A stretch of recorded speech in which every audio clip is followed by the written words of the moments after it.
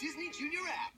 Coach Amber is giving us exactly 25 seconds to tell you about this all-new Sophia. Focus. Okay, so Sophia gets to be Princess of Plenty this year and wear the Crown of Blossoms. That's amazing. And at the ceremony, she'll plant one magic seed from the crown and it grows really, really big vegetables. But instead, Clover gets his hands on 1, 2, 3 seeds and goes a little bit wild. Oh, so close. Okay, like so wild that he starts acting like this.